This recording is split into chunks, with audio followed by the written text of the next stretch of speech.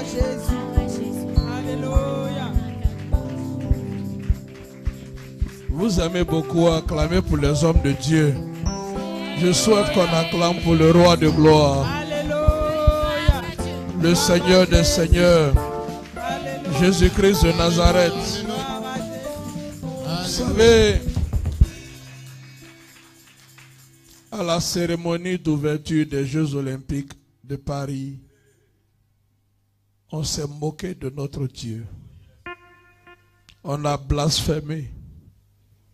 Comme chez nous, il n'y a pas de fatwa. Chez nous, c'est la loi de l'amour. On a juste compassion et pitié pour ceux qui ont fait ça. Pour la nation qui s'est adonnée à cela. Mais ce matin, depuis Accra, depuis la maison du témoignage, je voudrais qu'on réponde à leur moquerie par nos acclamations. Je voudrais qu'on réponde à leur moquerie. Qu'on célèbre Jésus-Christ. Qu'on célèbre Jésus-Christ. Je voudrais qu'on célèbre Jésus-Christ. Je voudrais que tu comprennes que lui seul est digne de louange. Il est le créateur de ce monde. Acclame-le bien, acclame-le bien. Acclame-le bien. Acclame-le bien. Acclame-le bien. On ne va pas les haïr, mais on va acclamer Jésus. On va célébrer Jésus. On va leur montrer comment il est grand. On va leur prouver comment il est glorieux. Machaya Télébé. Alléluia. Acclame le Seigneur encore.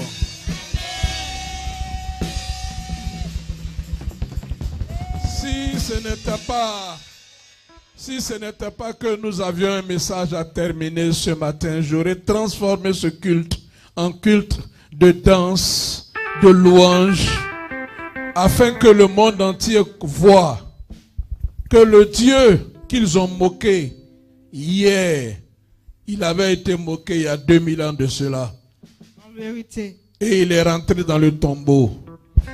Après la croix, il en est ressorti. Et il est monté au ciel. Et il dirige les affaires de ce monde. Amen. Ils se sont moqués d'eux-mêmes. Ils se sont maudits eux-mêmes. Mais le Dieu que nous servons est un Dieu d'amour. On ne va pas les haïr. On ne va pas les détester. On va prier pour eux. On va prier pour la nation d'où a été commise une telle abomination. Et nous allons demander à Dieu de prendre le contrôle de la France. Yes. Nous allons demander à Dieu de renverser tout ce qui est en France, yes, qui ne glorifie pas son nom. Nous allons demander à Dieu de saturer l'atmosphère de la France, de prouver à la grande nation française, yes, la fille aînée de l'Église, qu'elle demeure une nation missionnaire, qu'elle ne doit pas perdre ses valeurs. Et ce Jésus-Christ-là, il est le même hier, aujourd'hui, éternellement. Au travers de la prédication de sa parole, au travers du message d'amour qu'il nous a enseigné, nous allons répandre cet amour dans les nations. Je vous l'ai dit, dans peu de temps, c'est l'Afrique qui va évangéliser l'Occident. Dans peu de temps, c'est l'Afrique qui va évangéliser l'Occident. Ils sont venus nous enseigner, nous prêcher, nous évangéliser un Jésus qu'ils ne connaissent pas eux-mêmes pour certains. Dans peu de temps, c'est nous qui allons leur présenter le Prince de gloire. Si tu es prêt pour cette nouvelle grâce, si tu es prêt pour être un missionnaire, pour être un porteur de flambeau de l'évangile, porteur de flambeau de l'évangile, si tu es prêt, donne-moi un bon amen. Alléluia. Assois-toi dans la présence de Dieu. Nous voulons célébrer la grâce de Dieu sur la vie de tous les oints, toutes les ointes, tous les serviteurs, toutes les servantes de Dieu. À tous ceux qui nous regardent depuis le monde entier, qui sont connectés, je voudrais que la maison du témoignage acclame le Seigneur pour leur vie. Ceux qui prennent de leurs unités, qui prennent de leur détail, de leur temps, pour se connecter à la maison du témoignage et recevoir les grâces qui s'écoulent depuis ce trône. Je voudrais qu'on les célèbre, s'il vous plaît, bien-aimés. Alléluia. Leur contribution leur amour, leur connexion, leur implication, leur consécration à l'œuvre de Dieu qui se fait à la maison du témoignage permet à l'évangile d'avancer. Si vraiment tu as été béni par ce ministère en ligne de la maison du témoignage et que tu es connecté, je voudrais que tu entendes ce peuple-là t'acclamer, célébrer la grâce de Dieu sur ta vie. Alléluia. Gloire à Jésus. Alléluia. Bien-aimés, ce matin, nous allons terminer notre série d'enseignements aux portes de Canaan. Et le thème spécifique de ce matin, c'est comment rentrer à Canaan. Comment rentrer à Canaan. Il a plu au Saint-Esprit de nous inspirer un thème prophétique. Ce thème que vous avez suivi tout au long de ce mois de juillet est très prophétique. Il y a beaucoup de choses que nous ne pouvons pas dire quand nous sommes en ligne. Mais si je vous ai annoncé et enseigné, révélé par l'Esprit que nous sommes aux portes de Canaan, c'est parce que j'ai reçu du Seigneur la révélation de ce message. Nous sommes partis du mystère de Canaan jusqu'aux deux montagnes qui pourraient nous empêcher de rentrer à Canaan. Canaan représente beaucoup de choses. Mais plus que tout, Canaan représente une promesse de Dieu. Canaan représente la terre promise. Et je vous l'ai dit de la part du Seigneur, que Dieu travaille d'une certaine façon. Il prend toujours un individu. Il prend toujours un prototype, un modèle, afin que nous puissions suivre le modèle et réussir selon le modèle que nous avons vu. Quand il voulait que Moïse construise le tabernacle dans le désert, il a ouvert les yeux de Moïse sur le tabernacle dans les cieux. Et lui a montré le modèle de tabernacle qu'il devait faire. Et il a dit à Moïse, fais exactement le tabernacle comme tu l'as vu. Il n'y avait aucun tabernacle terrestre, mais il y avait un tabernacle céleste. Donc s'il y a un Canaan terrestre, c'est qu'il y a un Canaan céleste. Alléluia. Amen. Tout commence avec Dieu par le spirituel. Et l'homme étant créé à l'image selon la ressemblance de Dieu, tout commence avec l'homme aussi par le spirituel. C'est pourquoi l'apôtre Paul dans le livre de Colossiens au chapitre 3 nous dit, affectionnez-vous aux choses qui sont en haut et non à celles qui sont en bas. Les choses qui sont en haut parlent des choses spirituelles. Et quand je vous ai dit, nous sommes à la porte de Canaan, et ces deux montagnes-là, qui peuvent t'empêcher de saisir les promesses de Dieu. Sur chacun d'entre nous, il y a une promesse certaine de Dieu. Je dis, sur la vie de chacun d'entre nous, ici présent et ailleurs, il y a une promesse certaine de Dieu. Ton amen n'est pas avec moi. Amen. Peut-être que tu ne connais pas encore cette promesse. Mais je dis, sur la vie de chaque âme vivante sur la terre, il y a une promesse de Dieu. Et il n'y a pas qu'une seule promesse, il y a plusieurs promesses. Comment saisir ces promesses-là? Telle est la question. Et ces promesses représentent notre Canaan. Alors comment rentrer à Canaan? Et tout au long de l'enseignement, bien-aimé, je vous ai parlé de ces deux grandes montagnes qui peuvent t'empêcher de saisir les promesses de Dieu. Il y avait une promesse sur la génération de Moïse. Une grande promesse. Elle était en deux volets. Dieu avait promis de mettre fin à l'esclavage qu'il subissait, à l'oppression qu'il subissait. Et Dieu leur avait promis une terre où coule le lait et le miel. Il y a, bien-aimé, une terre pour toi. Il y a, bien-aimé, une dimension pour toi. Il y a, bien-aimé, un lieu pour toi, préparé d'avance par Dieu, avant ta naissance, où coule le lait et le miel. Tu ne verras pas le lait physique courir dans les rues. Tu ne verras pas le miel physique couler dans les rues. Mais quand Dieu dit, je vous envoie dans un pays où coule le lait et le miel, Dieu parle de l'abondance et de la surabondance. Dieu te donne la dimension du lait, Dieu te donne la dimension du miel. Si je veux rentrer dans la profondeur du lait, si je veux rentrer dans la profondeur du miel, je ne pourrai pas finir mon message. Donc je suis obligé d'aller à l'essentiel. Dieu a promis à la génération de Moïse, vous sortirez d'Égypte avec de grandes richesses. Et vous rentrerez dans un pays où coule le lait et le miel. Cette parole-là, c'est pour quelqu'un. Je dis, cette parole-là, c'est pour quelqu'un. Dieu te sortira de l'esclavage et te conduira dans un lieu où coule le lait et le miel.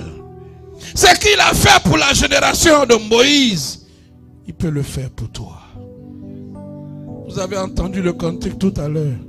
Ce que sa bouche a dit, sa main l'accomplit. C'est très prophétique. Sauf si sa bouche n'a pas parlé. Mais devant le chrétien, devant celui qui est le détenteur, le bénéficiaire, des promesses divines, se tient deux grandes montagnes. La première montagne dont je vous ai parlé, c'est la montagne de la colère. Et je vous ai donné l'exemple de Moïse lui-même, le libérateur, n'a pas été le bénéficiaire. Que cela ne soit jamais ton partage au nom de Jésus. Non, Moïse le libérateur n'a pas été le bénéficiaire, n'a pas pris le lait, n'a pas pris le miel à cause d'une montagne cachée qui s'est présentée devant lui à la porte de Canaan, qui était la montagne de la colère. À cause de la colère, beaucoup ont perdu les promesses de Dieu sur leur vie. Et je vous ai donné la deuxième montagne, qui est la montagne de la peur. Sur la base d'un rapport de 10 espions sur les 12 envoyés à Canaan, toute une génération a pleuré toute la nuit, a eu peur d'aller posséder ce que Dieu lui avait promis. Et à cause de la peur, beaucoup d'enfants de Dieu ne rentrent pas dans les bénédictions de l'Éternel. À cause de la peur. C'était très important de poser ces fondements. Une fois qu'on a terrassé, surmonté, dominé, contourné, balayé, renversé la montagne de la colère et la montagne de la peur, comment on rentre à Canaan maintenant? Alléluia. J'aimerais ce matin t'inviter à prendre ta Bible. Vous signalant que je ne me porte pas très bien physiquement, mais je suis très en forme spirituellement. Alléluia. Donc si mon timbre vocal est un peu bas, ne m'en voulez pas. Je sors de 2 semaines d'intense prière. Et mon corps, qui est un instrument, a pris des coups. Alléluia. Mais je vous dis, quand je suis faible, c'est là que je suis fort. Alléluia. Quand je suis faible, c'est là que je suis fort. Quand mon corps ne tient pas, l'Esprit vient faire tenir mon corps.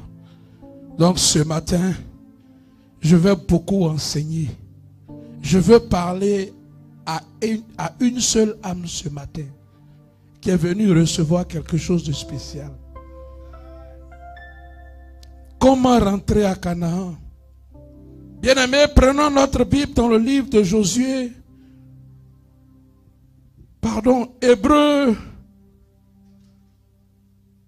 Hébreux chapitre 11, verset 30. Hébreux chapitre 11, verset 30. Je vais commencer par cela. Hébreux chapitre 11, verset 30. Suivez-moi tout au long de cet enseignement, je prendrai le temps. Je ne vais pas me précipiter. C'est un enseignement, ça ne sera vraiment pas une prédication. Je prends le temps. Parce que quand il s'agit de comment, il s'agit de maîtriser un certain nombre de choses. Hébreux 11, verset 30, la Bible dit, c'est par la foi que les murailles de Jéricho tombèrent après qu'on en eut fait le tour pendant 7 jours. Je reprends. C'est par la foi que les murailles de Jéricho tombèrent après qu'on en eut fait le tour pendant 7 jours. Que le Seigneur bénisse sa parole. Amen. Comment est-ce que les murailles de Jéricho sont tombées? Qu'est-ce que la Bible dit? Comment est-ce qu'elles sont tombées? Est-ce qu'on est ensemble ce matin? Par quoi? C'est par la foi que les murailles de Jéricho tombèrent. C'est par la foi que les murailles de Jéricho tombèrent.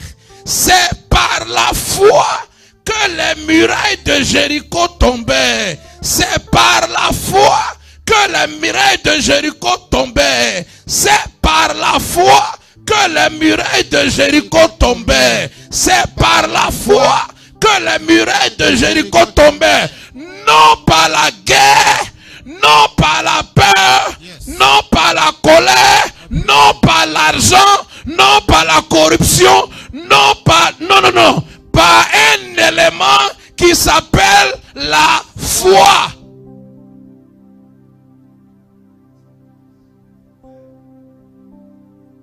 Allons maintenant dans le contexte. Hébreux 11 nous explique comment les murailles de Jéricho sont tombées. Hébreux 11 chapitre verset 30 nous dit que c'est par la foi. Comment cette foi-là s'est manifestée? Comment rentrer à Canaan? La première ville de Canaan s'appelle Jéricho. Jéricho est la porte d'entrée de la terre où coule le lait et le miel. Jéricho est la porte d'entrée des promesses de Dieu sur ta vie. Alléluia. Jéricho est la porte d'entrée des bénédictions, des prophéties de Dieu sur ta vie. Et Dieu dit que c'est par la foi que ces murailles-là sont tombées. Quand j'ai lu ce passage, j'ai voulu comprendre comment cette foi-là s'est manifestée. Alors nous allons retourner en arrière dans l'Ancien Testament, en Josué chapitre 6. À partir du verset 1 jusqu'au verset 5. Maroshke prazika la kahonte broske palinda kahata. Andele koske proske palina namaskotarianda bashata. La Bible dit en Josué chapitre 6, versets 1 à 5. Avant que j'aille loin, là où Moïse n'est pas rentré physiquement, Josué est rentré physiquement. Amen. Est-ce qu'il y a des Josué ce matin? Yes. Est-ce qu'il y a des Josué ce matin? Yes. Je suis en train de te dire que là où tes pères ne sont pas rentrés physiquement, c'est là que toi tu vas rentrer. Je suis en train de te dire que là où la maison de ton père n'est pas arrivée, c'est là que tu vas arriver. Je suis en train de te parler à des Josué ce matin.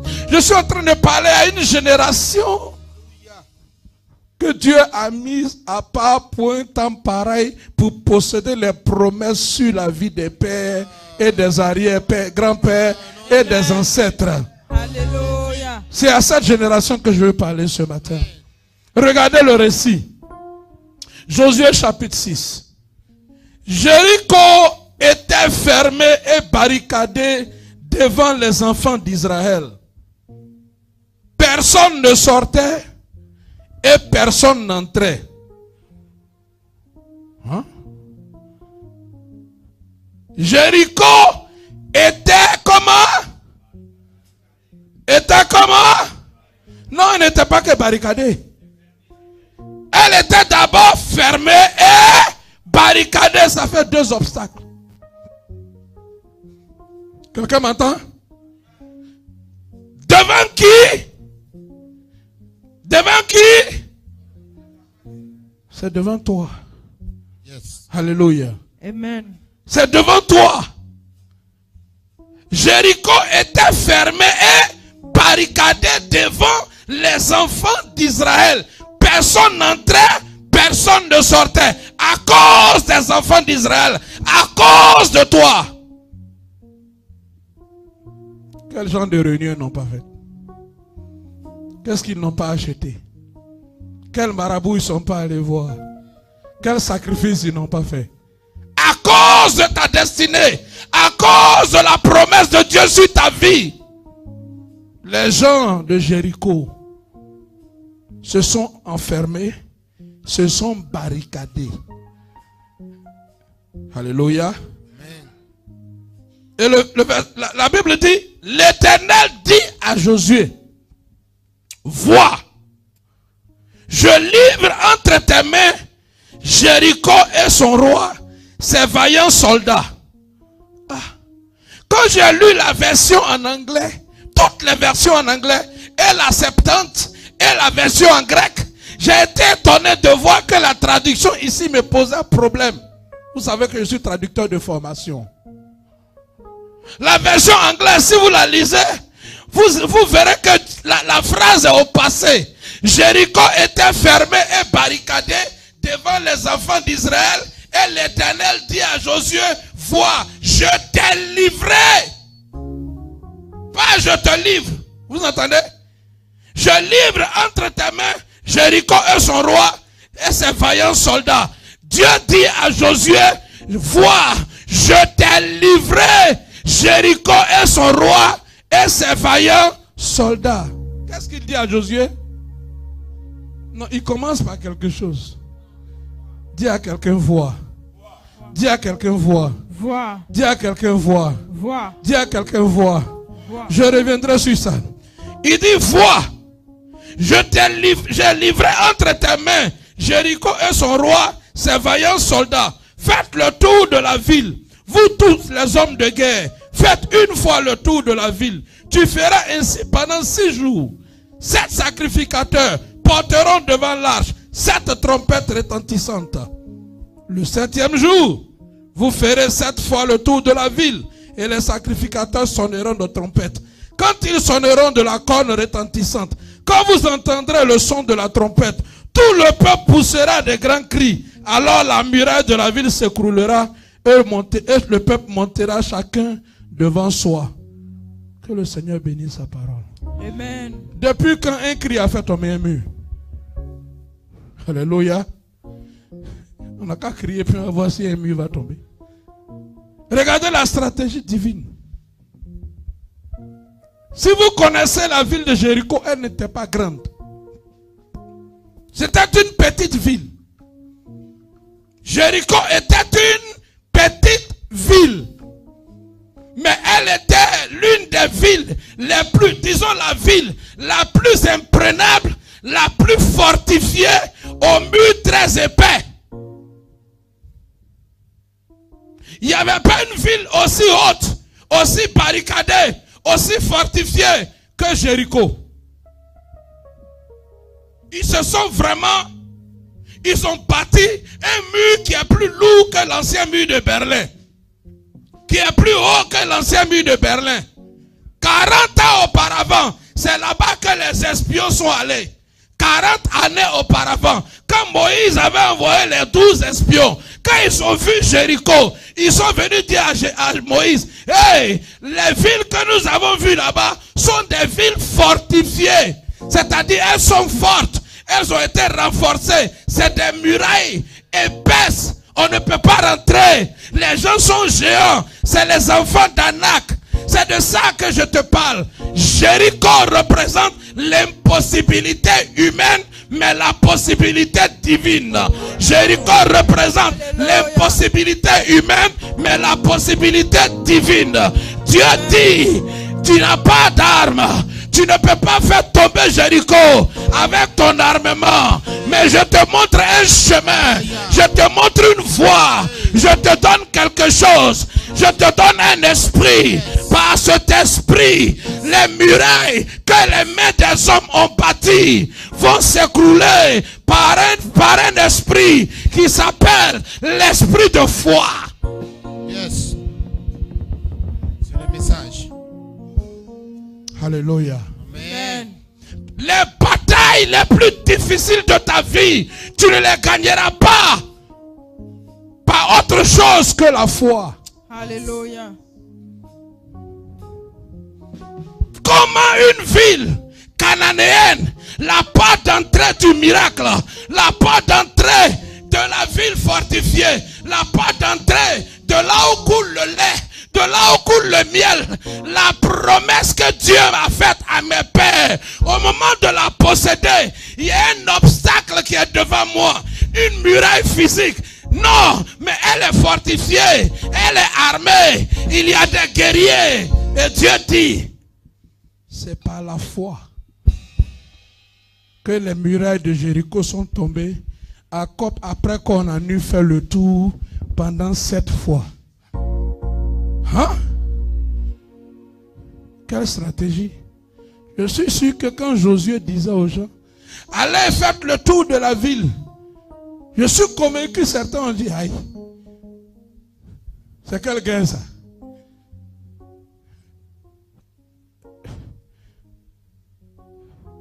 On doit se battre. On a une armée. La génération de Josué n'est pas la génération de Moïse. La génération de Moïse n'avait pas d'armes. La génération de Josué est une génération de guerre. Alléluia.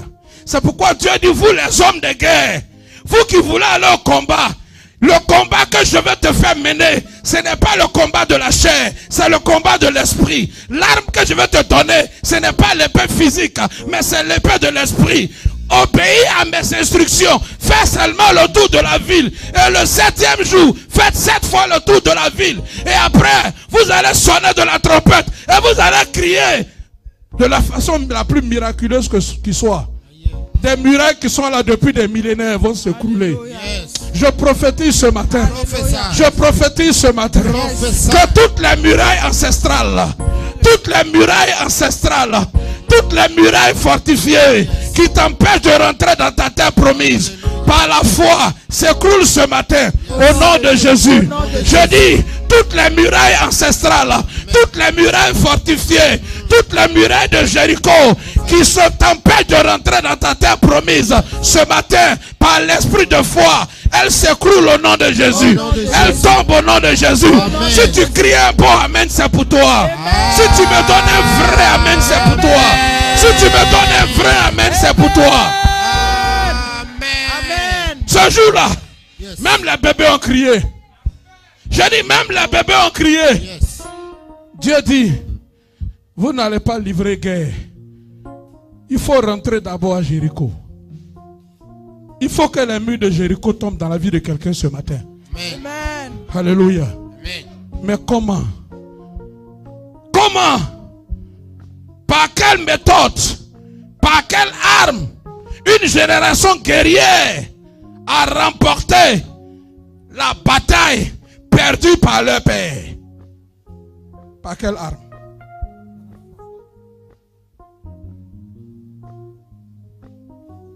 Une promesse faite à Abraham, Isaac, Jacob. Une promesse faite à la génération de Moïse. Comment une autre génération, celle qui est née dans le désert? Oh, moi j'aime ceux qui sont nés dans le désert. Alléluia. Alléluia. Parce que quand tu nais dans le désert, qui est le symbole du manque, qui est le symbole de l'épreuve, qui est le symbole de la pauvreté, qui est le symbole de la déchéance, où il n'y a pas de provision, où il n'y a pas d'eau. Quand tu nais comme ça, dans des conditions difficiles, de famille difficile, où tu n'arrives pas à manger, où tu n'arrives pas à te soigner, où tes parents n'ont rien. Quand tu nais dans ces conditions-là de désert et que tu traverses ce désert-là, tu ne peux pas ne pas arriver à destination. Si et seulement si tu détiens l'arme que la génération de Josué a utilisée. Alléluia. Prêche. Alléluia. Gloire à Jésus. Gloire à Jésus. Si tu es enfant de pauvre, ça veut dire que Dieu t'a positionné pour amener la richesse dans ta famille. En Alléluia. vérité. Alléluia. Si tu es né d'une famille difficile, si tu as du mal à joindre les deux bouts, ça veut dire que spirituellement, tu es porteur Yes. des promesses Alléluia. de Dieu. Une génération qui est née dans le désert, qui a grandi dans le désert, qui s'est forgée dans le désert. Elle a possédé ce que leurs pères n'ont pas possédé. Quel instrument elle avait? Quel outil de guerre elle avait? Et c'est là, Hébreux 30, 11-30 nous dit, le chapitre 11 du livre des Hébreux, ça ne parle que de la foi. Hébreux 11, verset 30 nous dit, l'arme que la génération de Josué a utilisée, ce n'est pas l'épée. Alléluia. En Josué chapitre 5, quand Josué était dans les plaines de Jéricho, le chef de l'armée de l'Éternel s'est présenté devant lui avec son épée. Il dit, qui es-tu?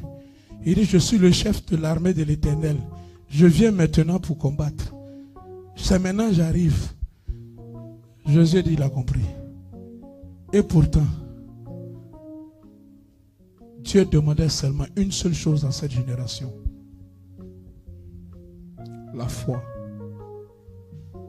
La foi. Est-ce que quelqu'un peut avoir la foi ce matin? Amen.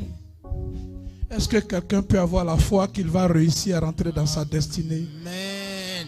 Est-ce que quelqu'un peut avoir la foi que là où son père n'est pas arrivé, lui, il va y arriver? Alléluia. Amen. Est-ce que quelqu'un peut avoir la foi qu'il va faire rentrer Yes. la guérison, la prospérité, Alléluia. la provision dans la maison de son père? Amen. La génération de Moïse a manqué de foi. Mais la génération de Josué était une génération de foi. C'est par leur foi que les murailles de Jéricho sont tombées. Ils n'ont pas murmuré. Quand Dieu leur a dit, faites 7 fois le tour de la ville, ils n'ont pas murmuré. Ils n'ont pas dit, c'est qu'elle a fait ça. Emparons-nous de la ville, faisons des retranchements. Ce que Dieu dit là, c'est pas clair. Josué, nous on connaît Moïse, mais est-ce que tu as bien entendu Dieu? Ils n'ont pas posé de questions. Ils ont obéi aux instructions qu'ils ont reçues. Quand tu as la foi, tu ne poses pas de questions. Vérité. Tu vas là où Dieu te dit d'aller. Yes. Tu fais ce que Dieu te dit de faire.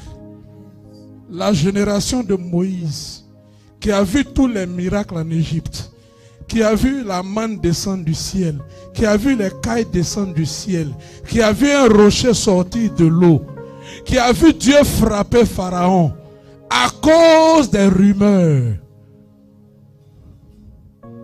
Ces rumeurs, moi j'appelle ça rumeur.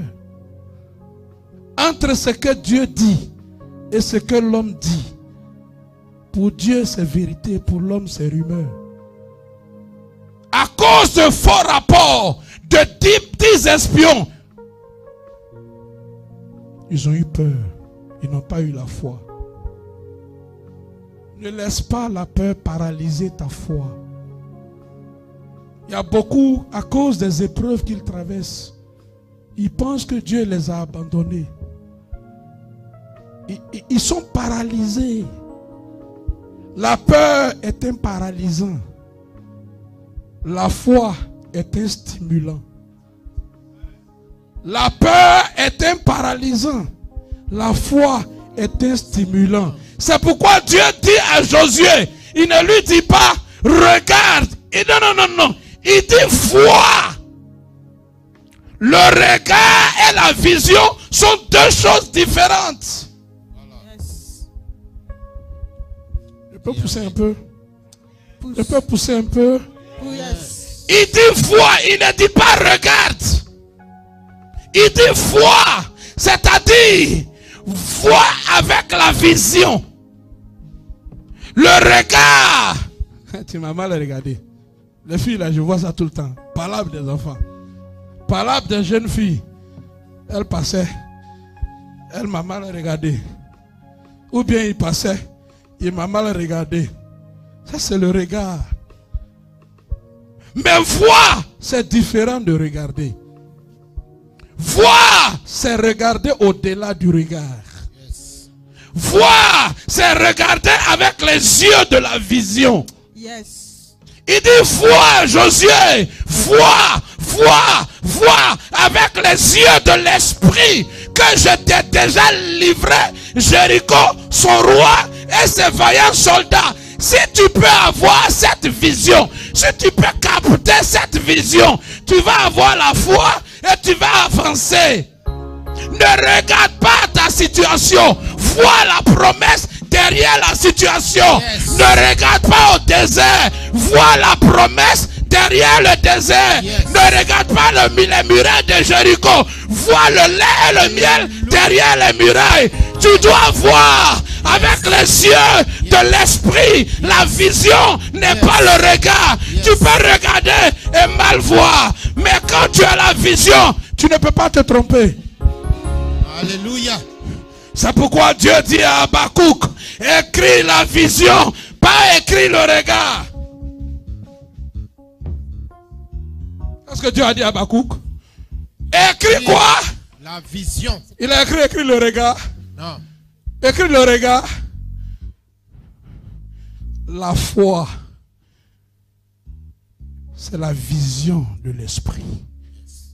La vision de l'esprit s'appelle la foi. Ce que tes yeux physiques ne peuvent pas voir, les yeux de l'esprit peuvent voir. Voilà. Et te dire, ce que mes yeux physiques voient, l'obstacle que je vois, il n'y en a pas. Oh. Je vous le dis avec la plus grande audace. Il n'y a pas un pasteur qu'on a aussi critiqué plus que moi dans Accra ici. Il n'y en a pas. Matin, midi, soir, sujet de conversation, prophète Abdallah Daniel Koulibaly. Et tous les jours, ça vient. Mais je ne regardais pas ça. Je voyais ce que Dieu avait dit. Je voyais la mission qu'il m'avait confiée. Amen. J'étais passionné par les brebis que j'allais nourrir. J'avais une destinée à enfanter. Je ne pouvais pas regarder à gauche, je ne pouvais pas regarder à droite. Si tu passes ton temps à écouter, à regarder ce que les gens disent, ce que les gens font, ce que les gens écrivent, tu vas perdre la vision de Dieu sur ta vie. Tu vas perdre la foi sur ta destinée. Quel que soit ce qu'ils disent, quel que soit ce qu'ils racontent, vois. Je t'ai livré Jéricho, son roi et ses vaillants soldat. Amen. Tu as quel problème? Tu as quel problème? Ton problème s'appelle le manque de foi. Alléluia. Est-ce que je peux parler à quelqu'un? Amen. Le problème n'est pas la promesse. Le problème n'est pas la parole de Dieu. Le problème, c'est que toi, tu n'as aucune vision. Voilà. Tu n'as aucune foi. Une petite épreuve nette, c'est fini. Petit vent souffle net, comme une feuille morte, tu t'envoles. Non, un homme qui a la foi est solidement enraciné sur le rocher qui s'appelle Jésus-Christ. Que le vent souffle ici, que la tempête souffle là, il ne bouge pas. Il suit le chemin de sa destinée. La génération de Josué était une génération de foi. Et cette génération actuelle en Afrique s'appelle la génération de Josué. Elle a la foi que nos pères n'avaient pas. C'est pourquoi je l'ai décrété depuis des années, depuis l'année 2020, que notre génération s'apprête à rentrer dans la terre promise. Alléluia. Alléluia. Alléluia. Amen. Est-ce que tu peux acclamer le Seigneur? Oh, le Lord. Alléluia. Je veux que tu dises à quelqu'un, la vision n'est pas le regard. Vision n'est pas le regard. Le regard n'est pas la vision. Le regard n'est pas la vision. Alléluia. Amen. Derrière ce que tu regardes, il y a une autre réalité. Amen. Derrière ce que tu regardes, il y a une autre réalité. Il faut voir cette réalité avec les yeux de l'esprit. L'ennemi peut te montrer 1001 songes. J'ai dit, l'ennemi peut venir te montrer des songes, mais toi-même, quand tu te réveilles, tu as peur de sortir de la maison. Yes. Mais quand il finit de te montrer ça, rappelle-toi des promesses de Dieu sur ta vie. Et puis aie foi. Et puis sors en conquérant. Et puis dis à ce démon, si Satan t'a bien accouché, viens. Voilà. Dis à cette sorcière, si ta grand-mère, ta sorcière t'a bien accouché, viens. Vérité. Viens, parce que je combattrai avec l'arme de la foi. Pas avec l'arme de la parole simplement. Pas avec l'épée de la chair. Je combats avec la foi. Tu dois combattre avec la foi. La foi est une arme de conquête. Dis, la foi est une arme de conquête. La foi est une arme de conquête. La foi est une arme de conquête. Tout ce que les peuples autour n'ont pas pu conquérir à Jéricho, qui était fortifié, un peuple est venu avec la foi et a conquis Jéricho. Ah! Ton Jéricho tombera ce matin. Amen. Oh! Yes. J'ai dit ton Jéricho tombera ce matin. Amen. Tu as besoin d'avoir la foi. Tu ne peux pas rentrer à Canaan sans la foi. C'est par la foi qu'on rentre à Canaan. Amen. Alléluia. Amen. Qu'est-ce que la foi? Depuis là, je parle de foi. Le même livre des Hébreux, l'Épître aux Hébreux, chapitre 11, le premier verset nous définit la foi. Oh, la foi! Il commence par définir ça. Oh, la foi est une ferme assurance des choses qu'on espère. Une assurance comment? Ferme. Une assurance tremblante? Non. Une assurance qui fait Aïcha, trembler. C'est ça? Une assurance, Aïcha, trembler. C'est ça? Non. Une assurance ferme. Toi, on dit, oh, la foi est une ferme assurance. Toi, ta foi là, dès qu'on dit Aïcha, trembler en même temps. Épreuve, tu trembles. Oh, la foi est une assurance comment? Ferme. Ferme veut dire dur, solide, inébranlable, imbattable, imbougeable. Tout ce qui ne peut pas te secouer. La foi est une ferme assurance. Je ne doute pas. Mon assurance est solide. Quoi qu'il arrive. Oh, la foi est une assurance ferme des choses qu'on espère. Hey! Quoi que tu espères, si tu as une vision ferme, une assurance ferme, quoi qu'il arrive, tu démontreras cette chose. Alléluia. La prophétie deviendra réalité. Alléluia. Pourquoi? Oh, la foi est une ferme assurance des choses qu'on espère, une démonstration de celles qu'on ne voit pas. Tes yeux ne voient pas, mais tes actes le démontrent. Alléluia. Alléluia. Yes. Tes yeux n'ont pas encore vu, mais chaque pas que tu poses démontre que toi, dans le spirituel, tes yeux ont vu. Alléluia. Je dis, la foi se démontre. Elle ne se proclame pas. J'ai la foi, j'ai la foi. Non! La foi est une ferme assurance. Ça, c'est spirituel.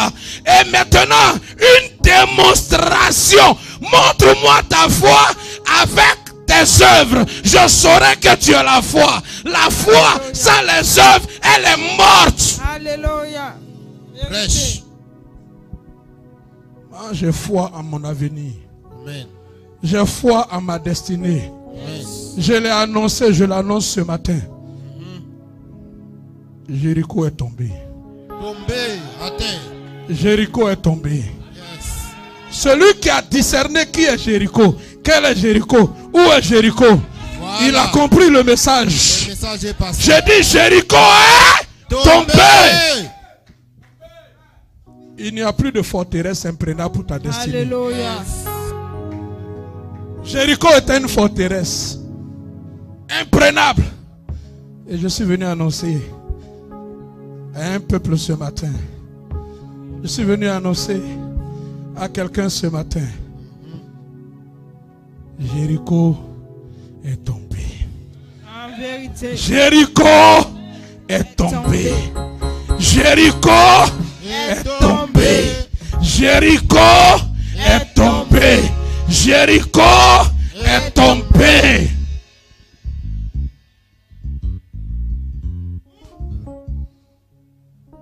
Est-ce que tu sais ce que j'ai en train de te dire? Que dans la maison de ton père, dans la maison de ta mère, dans ta nation, il n'y a plus une zone, il n'y a plus un endroit, il n'y a plus une promesse, il n'y a pas un lieu Alléluia. où tes pieds ne vont pas y arriver. Alléluia. Non. Amen. Celui qui a décrété que la génération de Josué, qui est née dans le désert du Ghana, ne rentrera pas à Canaan. Je suis venu lui dire ce matin que je suis à Elubo en ce moment. Voilà. Je suis à la frontière en ce moment. C'est passé. Je suis à Elubo en ce moment. Si tu connais où on appelle Elubo, c'est la petite frontière. Il y a un pont qui me sépare de là. Et le pont est déjà là. Je me vois déjà en train d'organiser des croisades sur la terre de Canaan. Alléluia. Gloire à Prêche. Jésus. Ah, bah, bah, bah, bah. Jéricho est tombé. Alléluia. Amen. Alléluia. Amen. Regardez Abraham. Je vais te parler d'Abraham. Je suis en train de te parler de la foi ce matin. Le plus grand héros de la foi dans la Bible s'appelle Abraham. Il est le père de la foi. À cause de sa foi, 3 différentes religions sont nées de lui. Est-ce que vous comprenez? Amen. Elles ne s'entendent pas sur tout, mais elles s'entendent sur lui seul. Alléluia. Amen. Les juifs, les musulmans et les chrétiens, ils font palabre sur tout. Mais sur Abraham, là, ils ne peuvent pas. Voilà. Ta foi fera taire tous les murmures autour de toi. Amen. Ta foi fera taire toutes les confusions autour de toi. Ta foi fera taire tous les points d'interrogation autour de toi. Ceux qui te demandent où est ton Dieu, pourquoi tu es dans cette situation, ta foi répondra à ta place. Je prophétise, je dis ta foi répondra à ta place. Ta foi répondra à ta place. Au nom de Jésus. Amen. Somebody shout fire. Fire. Fire. Je vous ai dit, mon corps est bizarre, mais l'esprit a pris le dessus. Amen. Amen. Genèse chapitre 15. Regardons cet homme. Regardons cet homme. Regardons cet homme. Appelé Abraham. À partir du verset 1. Je lis le verset 1 jusqu'au verset 7. Et après je lis le verset 16, je crois. Oui, 16.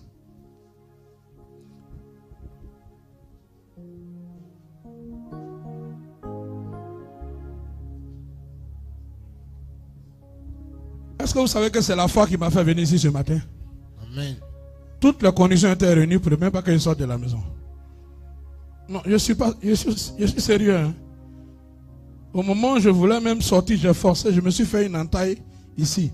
Le sang coulait de partout, même pour m'habiller, je ne peux pas. La chemise en bas est blanche. J'ai mis tout ce qu'il fallait pour arrêter le saignement.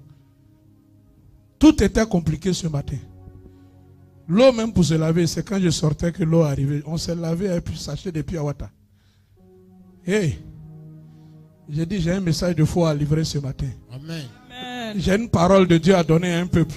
Amen. Quel que soit ce qui se passe autour, vois, Dieu m'a déjà livré Jéricho. Amen.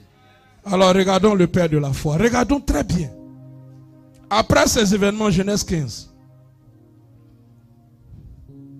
Après ces événements, la parole de l'Éternel fut adressée à Abraham dans une vision et il dit, Abraham, ne crains point, je suis ton bouclier et ta récompense sera très grande. Dis à quelqu'un, ta récompense sera très grande. Ta récompense sera très grande. Dis à quelqu'un, ta récompense sera très grande. Ta récompense sera très grande. Abraham répondit, Seigneur éternel, que me donnes-tu? Que me donneras-tu? Je m'en vais sans enfant. Et l'héritier de ma maison, c'est Eliezer de Damas. Et Abraham dit, voici, tu ne m'as pas donné de postérité. Et celui qui est né dans ma maison sera mon héritier. Ce que sa bouche a dit, Samuel l'accomplit. Dieu n'avait-il pas dit à Abraham en Genèse 12 que je ferai de toi une grande nation? Amen. Mais voici Abraham qui se plaint devant Dieu. Alors, la parole de l'Éternel lui fut adressée ainsi. Ce n'est pas lui qui sera ton héritier, mais c'est celui qui sortira de tes entrailles qui sera ton héritier. Et après l'avoir conduit dehors, il dit, regarde vers le ciel et compte les étoiles, si tu peux les compter. Et il lui dit, telle sera ta postérité.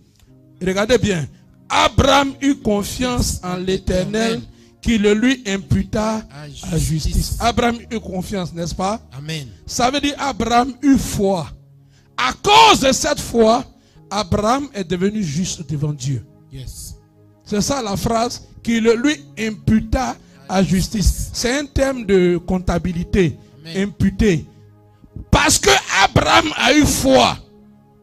Le jour où il a eu foi, c'est quand Dieu lui a dit, regarde, vois les étoiles là, si tu peux les compter, telle sera ta postérité. Il a cru en la parole de l'Éternel. Ce jour-là, sa foi s'est réveillée. Alors, depuis ce jour, Abraham est devenu juste. Amen. L'Éternel lui dit encore, regardez bien, hein.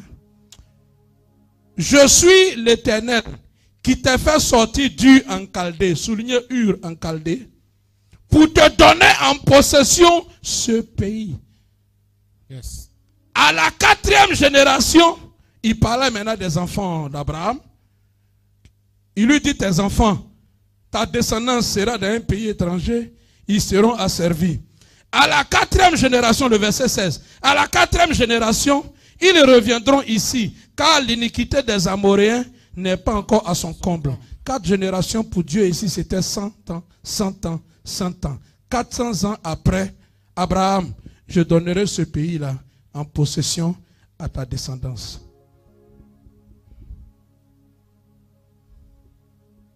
Mais d'où vient Abraham? Pourquoi c'est Abraham que Dieu choisit et pas un autre? Vous savez ça? Vous savez d'où vient Abraham? Je vais enseigner un peu, vous permettez? Genèse 11, verset 10. Prêche. Genèse 11, verset 10. Je ne vais pas tout lire. Je vais lire seulement une portion. Genèse 11, verset 10. Tout le monde en Genèse 11, Amen. verset 10.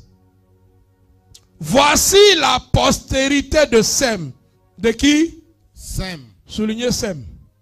Voici la postérité de Sem. Ok? Amen. Quand on lit la postérité de Sem, on arrive jusqu'à au verset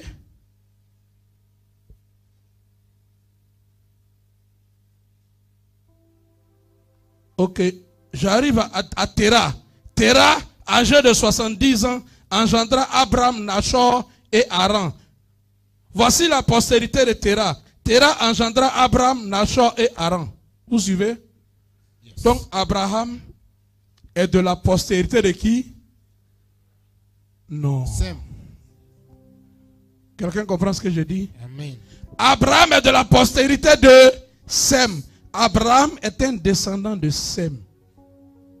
Mais voilà ce qui va se passer. Regardez bien. Hein? Terah prit Abraham son fils et Lot, fils d'Aram, fils de son fils, et Sarai, sa belle-fille, femme d'Abraham, son fils. Ils sortirent ensemble d'Ur en Chaldée pour aller au pays de Canaan. Ah. Terah, le père d'Abraham, a pris la famille et puis dit, allons au pays de Canaan. Pourquoi? Terah est de la postérité de Sem. Abraham, son fils, est de la postérité de Sem. Ce que je veux te révéler ce matin, c'est que Terah avait la révélation de Noé. Quand Noé a dit, maudit soit Canaan. Quelqu'un m'entend? Yes. Béni soit le Dieu de Sem. Que Canaan soit leur esclave.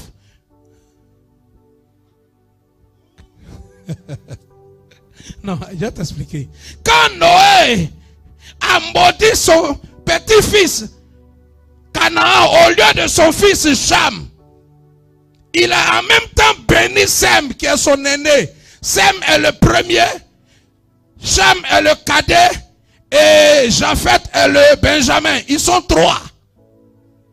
Quand Abraham maudit Canaan, pas Cham mais Canaan, Canaan va former un peuple. Canaan va habiter à un lieu.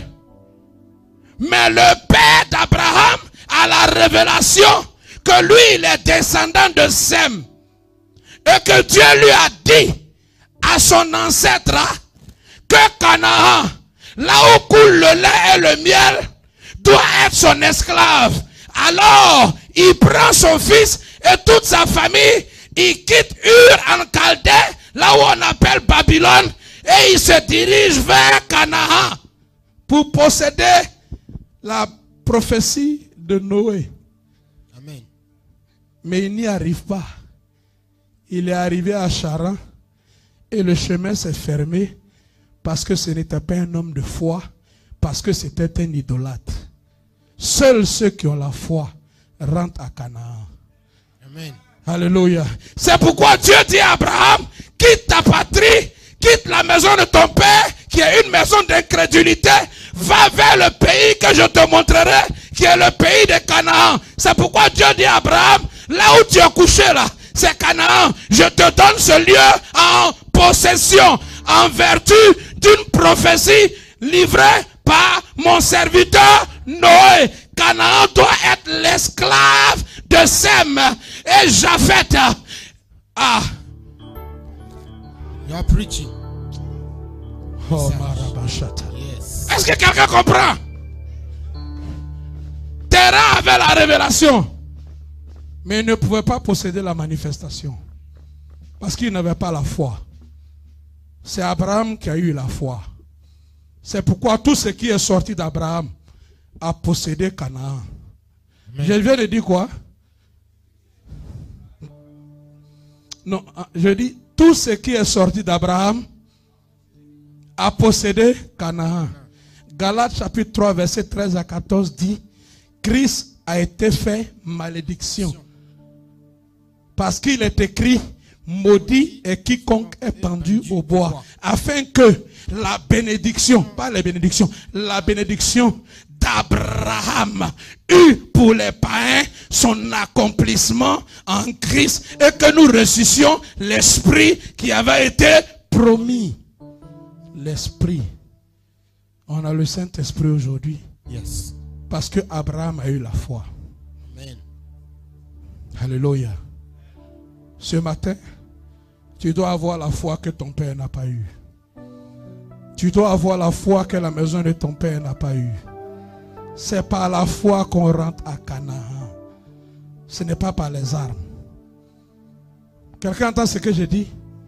L'arme la plus puissante entre tes mains pour entrer à Canaan, pour saisir les promesses de Dieu, c'est la foi. Tu trouveras des gens que le diable va envoyer pour attaquer ta foi, pour attaquer les promesses de Dieu sur ta vie. Ils viendront te dire ce que le pasteur a dit est faux. Ou bien ils feront comme Satan. Dieu a-t-il réellement dit? Ils viendront s'aimer le doute dans ton esprit. Yes. Et ta foi sera paralysée. Or, sans la foi, il est impossible d'être agréable à Dieu. Qui veut être agréable au Seigneur ce matin? Alléluia. Qui veut être agréable à Dieu ce matin? Amen. Quand tu as la foi, tu opères comme Dieu. Yes. C'est-à-dire que quand tu déclares une parole, tu vois derrière la parole, non pas la parole, mais son accomplissement. La dernière fois, je vous ai raconté un témoignage de foi. Et je demandais où était David. Aujourd'hui, il est là. Cette assemblée, elle est un peu nouvelle. Elle ne sait pas.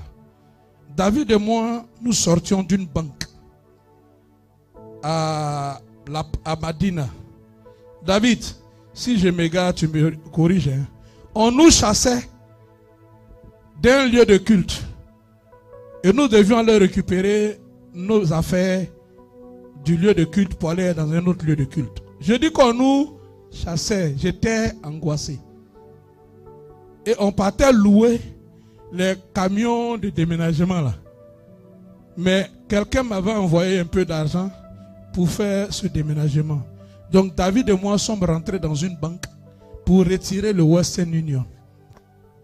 Quand nous descendions les marches, il y avait une jeune fille de teint clair derrière nous qui avait à peine à marcher. Elle attrapait la rambarde là. Et puis elle pousse un pied comme ça. Et puis elle souffle. Pendant que moi je l'ai dépassé. Et puis David aussi en train de me suivre. J'ai crié sur lui. J'ai dit, hey, mais tu vois pas qu'elle est en train de souffrir? Aide-la à descendre. Donc David est venu. Je crois qu'il a mis sa main quelque part là. C'est comme ça, non? Et puis elle s'est agrippée à David qui l'a aidé à descendre. Doucement, doucement. Jusqu'en bas. Je suis allé trouver la dame. J'ai dit, madame, je vais prier pour vous. On ne m'a pas envoyé. Hein? On ne m'a pas envoyé. Hein? J'ai dit, je suis angoissé. On est en train de me chasser. D'un lieu pour un autre lieu. J'ai pris mon guerre. Au lieu de fuir pour partir chercher ma chose, je regarde une dame en train de souffrir. Comme on dit, quelque chose se réveille en moi.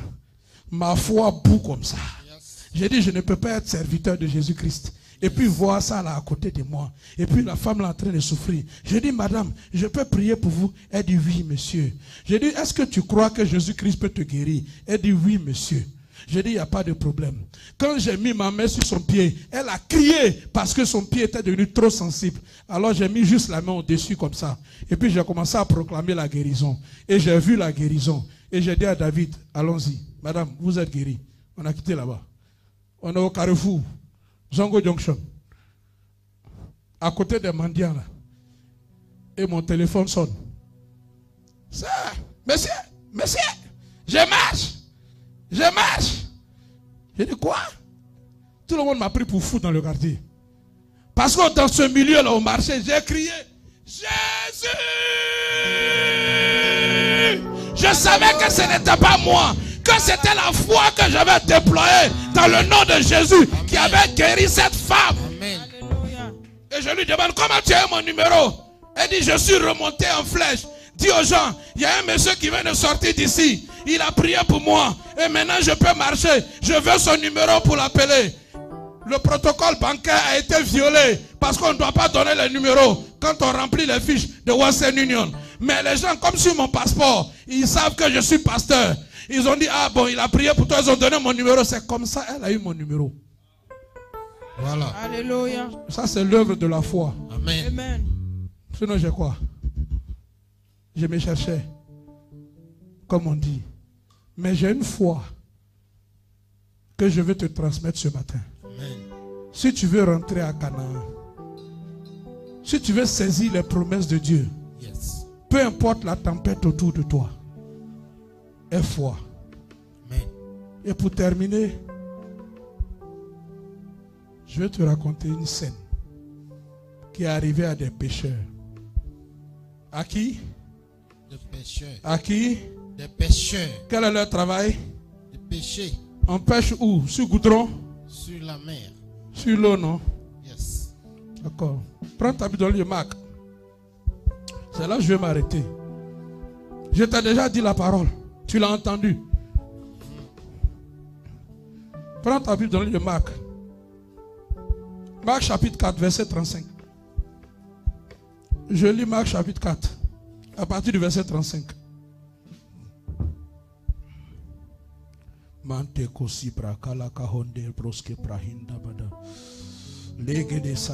Vous avez compris l'histoire d'Abraham? Vous savez, vous connaissez le mot, la langue sémitique. Quand vous entendez sémitique, ça vient de Sem. Quand vous entendez antisémite, vous entendez ça beaucoup, non? Oui. Un crime à caractère antisémite, antisémite, antisémite. Vous savez que c'est lié aux juifs, n'est-ce pas? Oui. Mais ça vient de Sem.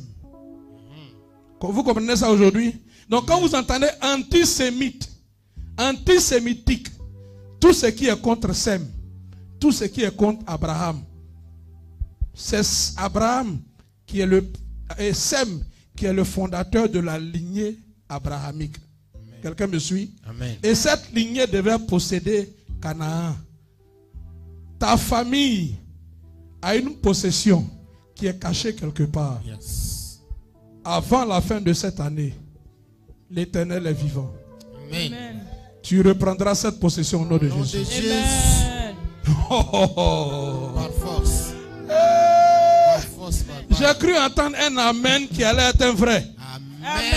Amen. La lignée de Sem possédait une promesse divine qu'elle devait posséder. Sem ne l'a pas possédée. Abraham ne l'a pas possédée.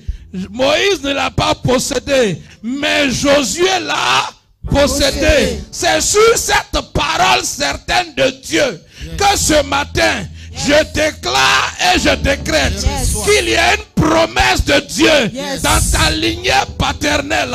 Il y a une promesse de Dieu dans ta lignée maternelle. Par la foi, avant la fin de cette année, tu posséderas cette promesse au nom de Jésus. Tu posséderas cette promesse au nom de Jésus. Celui qui me donne le plus haut, amen, le amen le plus fort, c'est pour lui. Amen. Amen. Marc chapitre 4, c'est là que je vais m'arrêter. Ce même jour, à partir du verset 35. Voilà. Ce même jour, sur le soir, c'est-à-dire Jésus a fini de multiplier les pains. Il a multiplié pain et poisson. Ce même jour, sur le soir, Jésus leur dit, passons à l'autre bord. Après avoir renvoyé la foule, il l'amenait dans la barque où il se trouvait. Il y avait aussi d'autres barques avec lui. Il s'éleva un grand tourbillon, soulignez un grand tourbillon. Et les flots se jetaient dans la barque, au point qu'elle se remplissait déjà. Et lui, il dormait à la poupe sur le coussin. Ah, on dirait Jonas. Il dormait. Un tourbillon. Il tourne comme ça. Avec une grande tempête. Pendant ce temps, Jésus dormait sur le coussin. Il le réveillait et lui dit, Maître, ne t'inquiète pas de ce que nous périssons. C'est des pécheurs. Hein? Ils sont habitués à l'eau. Et c'est eux qui vont trouver un menuisier. Pour dire là, on est en train de mourir. Moi je suis menuisier. Toi tu connais l'eau, tu sais nager. Moi je sais raboter le bois. Je sais pointer. Celui qui m'a élevé s'appelle Joseph. C'est un charpentier. Je sais faire toiture, je sais faire chaise. Toi tu sais attraper poisson. Tu es un pêcheur professionnel. Et c'est vous qui allez le réveiller. Maître, ne t'inquiète pas de ce que nous périssons. S'étant réveillé, il menaça le vent. Dis le vent. Et dit à la mer, dit la mer. La mer. Silence, tais-toi. Yes. Vous voyez, il menace d'abord le vent. Et puis il parle à la mer. Il dit silence, tais-toi. Ça veut dire le vent, il entend. Yes. Ça veut dire que la mer, elle a des oreilles, elle a une bouche, elle parle. Il menaça le vent et dit à la mer, silence, tais-toi. Et le vent cessa et il eut un grand calme. Et le vent cessa et il eut un grand calme. Qu'est-ce qui a provoqué le bruit de la mer alors? C'est le vent. Vent. N'est-ce pas? Oui. Ok. Puis il leur dit, regardez bien. Puis il leur dit, pourquoi avez-vous ainsi peur, la montagne de la peur? Yes. Comment n'avez-vous point de foi? Comment n'avez-vous point de foi? Ils furent saisis d'une grande frayeur et ils se dirent les uns aux autres, quel est donc celui-ci à qui obéissent même le vent et la mer? Le vent obéit à ta foi. Yes. La mer obéit à ta foi. Amen. Amen. Les circonstances obéissent à ta foi. Amen. Tout obéit à la foi. Amen. Si quelqu'un dit à une montagne, déplace-toi et jette-toi dans la mer, qu'il ne doute pas en son cœur, Yes. la montagne qui représente la difficulté va se déplacer. C'est pourquoi la prochaine nuit de Jacob qui arrive le premier, Voilà. déraciner les montagnes de non-accomplissement. Amen. Il ne faut pas rater ça.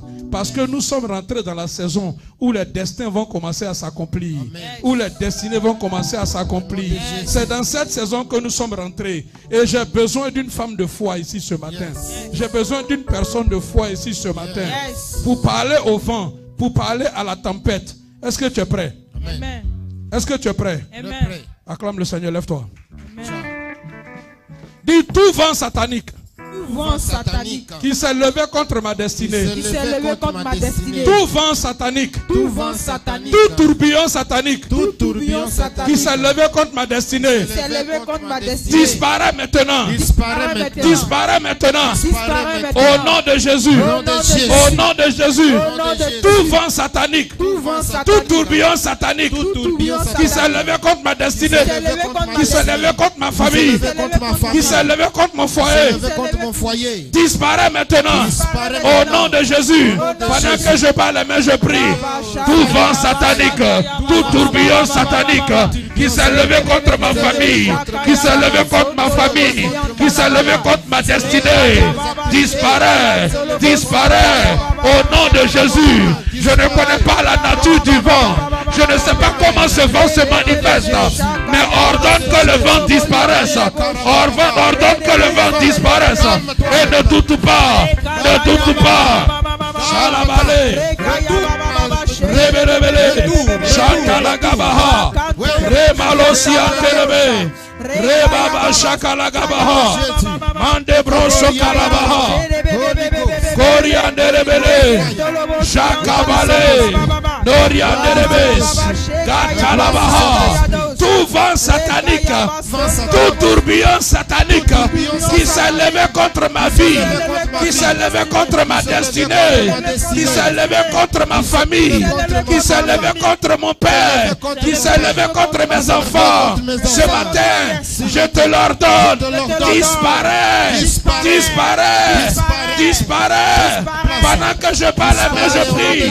Jacques Rebroske Yantaba, Reketalabaha, Rebele Kebrekebede, Balentelebre Koriabaha. Au nom de Holy Ghost. Jésus a dit quoi à la mer? Il a dit quoi? Il n'a pas dit calme-toi. Hein? Il dit silence. Dit tout esprit des eaux.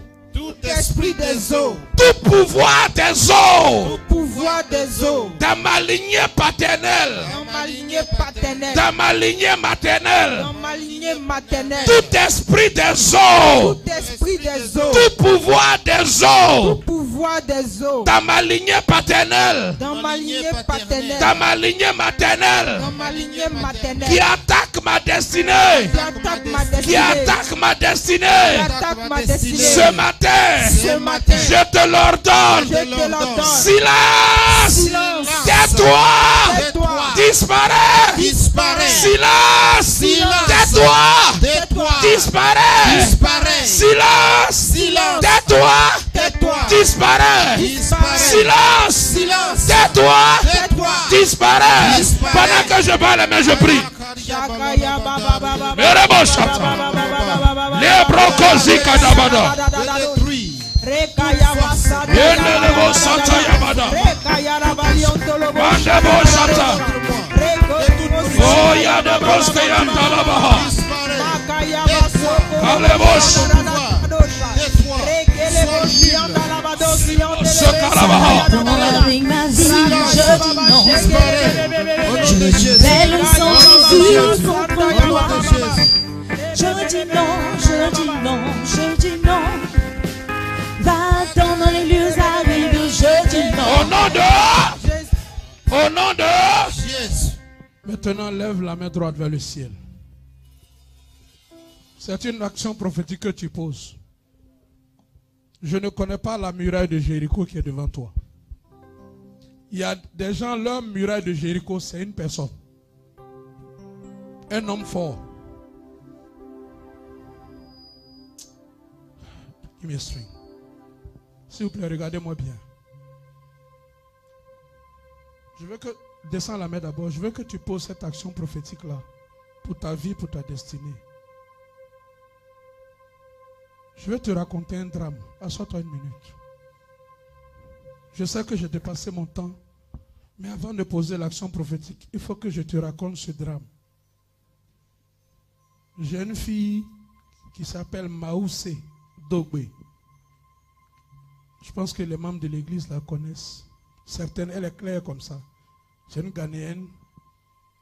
Au Ghana, pour enregistrer une église, il faut au moins, n'importe quoi, une société même, il faut au moins un Ghanéen dans le conseil d'administration.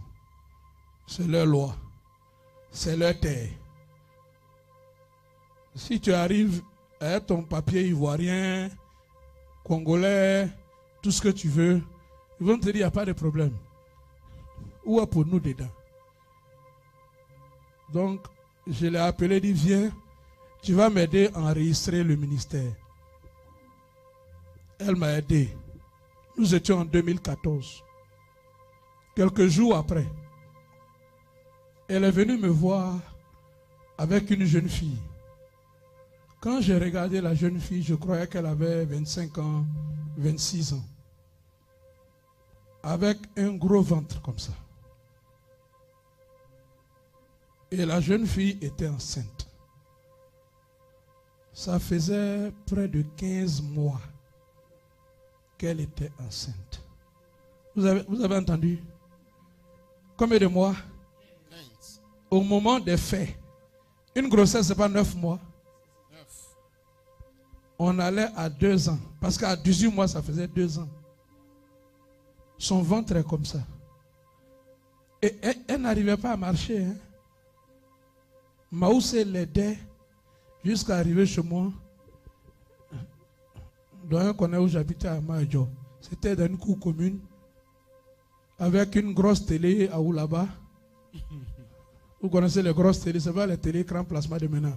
Les télés où on monte sur le toit et puis on fait psh, on tourne, c'est clair, c'est pas clair, tu dois déplacer antenne, c'est pas numérique. La bosse. C'est avec cette télé-là que j'étais et une petite table bleue et puis une chaise.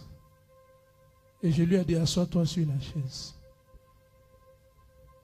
Pour moi, c'est juste la recommander à la grâce de Dieu pour qu'elle aille accoucher. Je croyais que c'était ça. Parce que quelqu'un m'a fait le coup il y a 2 jours. Je m'apprêtais à partir à Darus. Tu te souviens? Il y a un gars qui m'a bloqué. Il y a un gars qui m'a bloqué. Il dit, descends de ta voiture, viens prier. Et puis tu es parti. C'est comme ça qu'elle est arrivée avec cette jeune fille. Et elle me dit, Daddy, nous sommes dans la même cour. Je dis, d'accord, qu'est-ce qui se passe? Elle dit, non, elle doit accoucher depuis longtemps, elle n'accouche pas.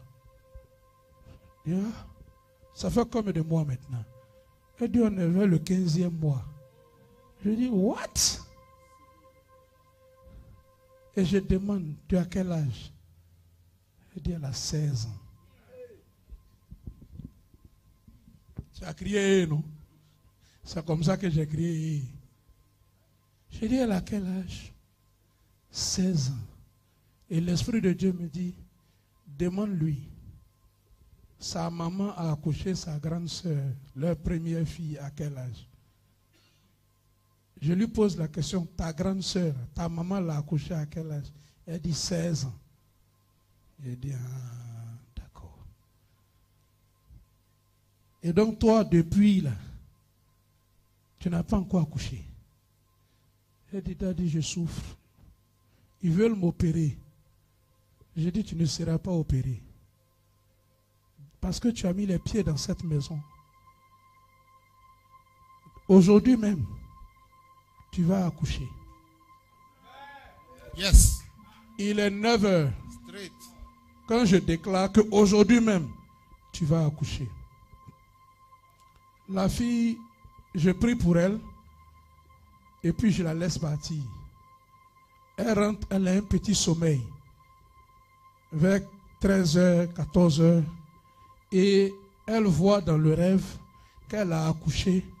Et puis il y a un gars noir comme ça, qui a un pistolet en main et qui lui dit, toi là, est-ce qu'on ne t'a pas dit de ne pas accoucher?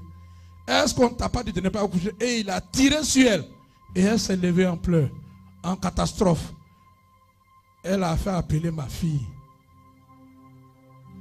Au moment où elle a fait appel à ma fille, elle est rentrée en travail. Ils l'ont envoyée à l'hôpital. Ma fille vient me raconter la scène pendant qu'elle est à l'hôpital. Je dis, faut te tranquilliser.